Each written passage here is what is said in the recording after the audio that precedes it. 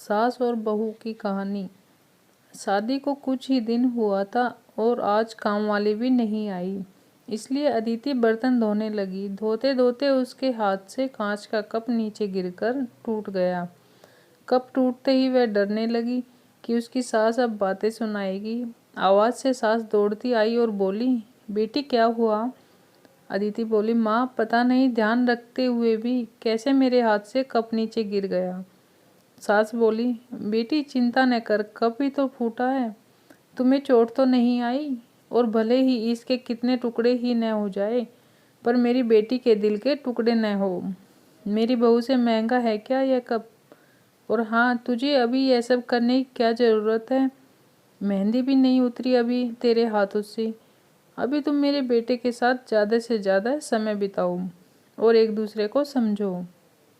सास ने अपनी बेटी को बुलाया और कहा, ज्योति इधर आकर अपनी भाभी का ख्याल रखो। अभी इस घर में नई नई आई है। ज्योति ने कहा, हाँ माँ। सास फिर बहू से बोली, शुरू में तुम मुझे अपनी माँ ही समझना, मुझे भी तुम्हारा दिल जीतना है, सास बनकर नहीं माँ बनकर। देखते देखते अदिति के आंखों में आंसू आ गए। छलछला गई उसकी आंखें और सास के पैरों में गिरकर बोली, मैंने एक माँ तो छोड़ी, दूसरी नई माँ पाई, बल्कि आप मेरी माँ से भी ज़्यादा ममता मेरे लिए रखती हो। यदि घर में यह कप टूट जाता तो माँ भी दो बात कहे बिना नहीं रहती। रात को अदिति की नींद उड़ गई। रह रहकर शाम की घटना याद आ रही थी। सास के बारे में उसकी जो सोच थी, उसकी विपरीत सास का व्यवहार पाया। उसका भी कसूर नहीं था ऐसा सोचना, क्योंकि उसने लोगों के मुंह से बुरी सास के बारे में ही सुना था। अदिति अपने अतीत में खो गई। उसे फिर याद आया कि कुछ साल पहले उसके इकलौते भाई की शादी हुई थी। मेहंदी का रंग उतरने से पहले ही माँ ने भाभी को काम की पूरी जिम्मेदारी डाल दी और अपने ही नियम कानून के हिसाब से भाभी को चलने के लिए मजबूर कर दिया। माँ ने भाभी को घर में एडजस्ट होने में जरा भी वक्त नहीं दिया। भैया भाभी को बाहर ले जाते तो माँ का मुंह फूल जाता और बोलते कि हर समय भाभी को साथ ले जाने की क्या ज़रूरत है। कभी भी भाभी को खुली हंसी हंसते नहीं दिखा। समय के साथ भाभी ने सहना छोड़ दिया फिर, और घर में हर रोज़ झगड़े होने लगा।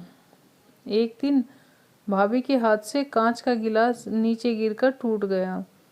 माँ चिल्लाने लगी कि कितनी कीमती गिलास टूट गया। किसी न किसी बात पर वह भाभी पर चिल्लाती।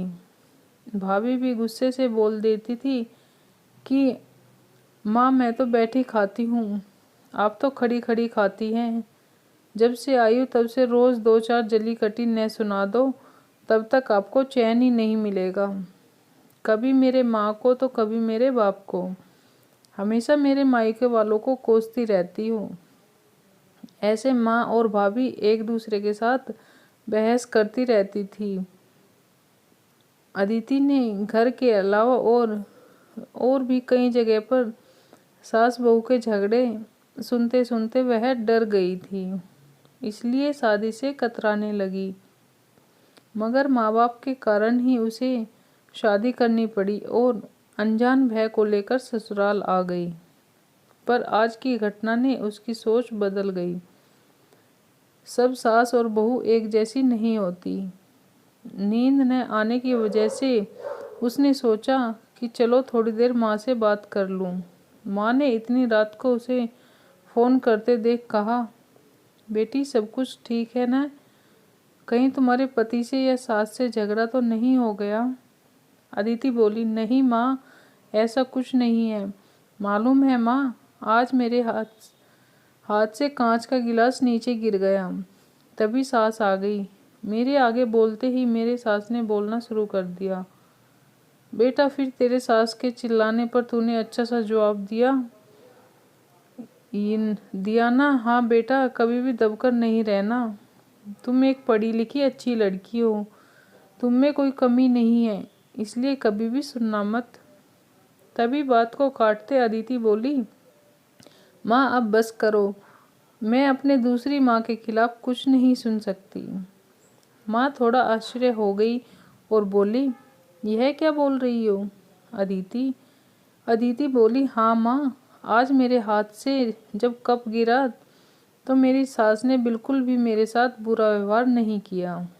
अंत में अदिति बोली, अब आप समझ गई न सारी बात? माँ एक और बात कहनी थी, आप बुरा तो नहीं मानोगे? उसकी माँ बोली, हाँ बोल बेटा। अदिति बोली, माँ काश आप भी मेरी नई माँ भाभी के साथ इस तरह व्यवहार करती तो शायद भैया और भाभी अलग घर में नहीं रहते।